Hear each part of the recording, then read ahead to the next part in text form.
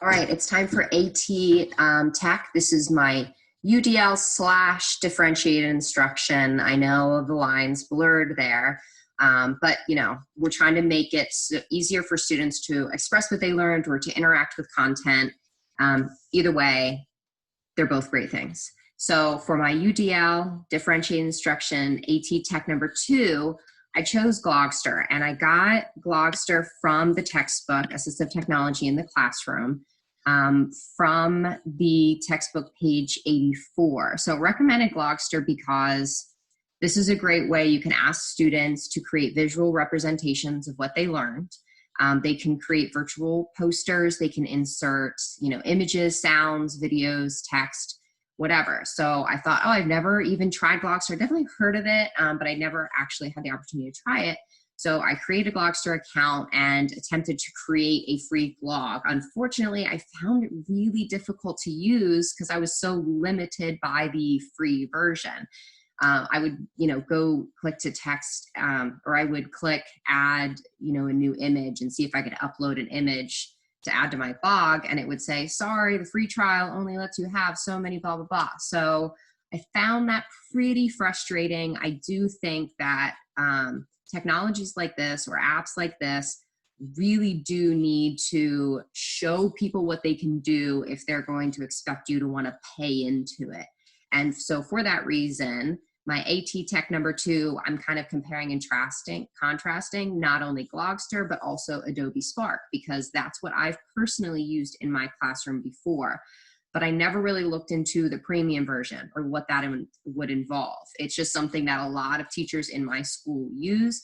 I use it at least once or twice a semester. The only hang up I've ever had with Adobe Spark is sometimes my students say that it's an issue on their Chromebook. It doesn't work as easily on their Chromebooks as it does on my laptop. My hope is that Adobe Spark is getting more user-friendly, and that I would also think that the premium account would be easier. So Adobe Spark, I was able to create this image really quickly to just showcase a few of the things that we talk about, the use of machine guns, trench warfare, the poppies, all that from World War I. I made that in 2 minutes, super easy with the free version. They do have an upgraded version. So the cost to upgrade my Adobe Spark account is pretty pricey. It's $20 a month. However, I do think the free version gives me access to what I would basically use it for. It does seem nice to have the premium version because it would allow students to collaborate on projects, which that would be pretty cool. They can easily, the other nice thing about Adobe is it's very Google friendly. So students can import images super easily straight from their Google Drive right into Adobe Spark, and then they can share it. There's a button for them to share it to their Google Classroom. So it's super easy to turn in. It would be really easy for teachers to keep track of, to grade, to look at collaboration. So if that's something that you really are invested in and your students really love showcasing what they've learned or interacting with content visually, it might be worth it, even to just try it out for 1 semester. So it's definitely something that I would be willing to consider possibly for this next school year. $20 a month is pretty pricey. However, I do see there are a lot of benefits. For ease of use, I would say Glogster was frustrating.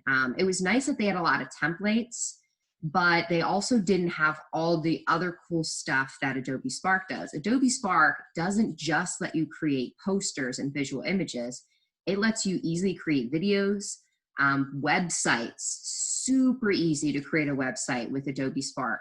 So that one I would also, just for that as well, if you can have students collaborate on websites, that right there might be worth the $20 a month versus Glogster is $95 a year. So it's cheaper, but you're not getting all the premium, videos and websites and stuff like that that you would get from Adobe Spark. I think that these kinds of AT texts are suggested for UDL and differentiated instruction because it offers students a different way to express what they've learned, right? So instead of taking a test or instead of writing an essay, they can use creativity and collaboration to work on a website, create a poster or a video. And I like to use Adobe Spark to have my students create presentations. The nice thing is it creates one nice, crisp, pretty image that I have my students send me, and then I can put it on my whiteboard and then say, that's your presentation. Come up here and talk for 5 minutes about what you researched, what you found, what questions you still have. And then, you know, we would all create a Kahoot together, and we'd take the Kahoot, you know, to review exactly what we learned that period. I typically use it for World War II home front because that breaks up easily into small pockets of information that I can divide among the kids. But it sure does make for a really fun period when they're creating these images that they know they're going to be sharing with their classmates. So Adobe Spark, definitely. Glogster, not so much.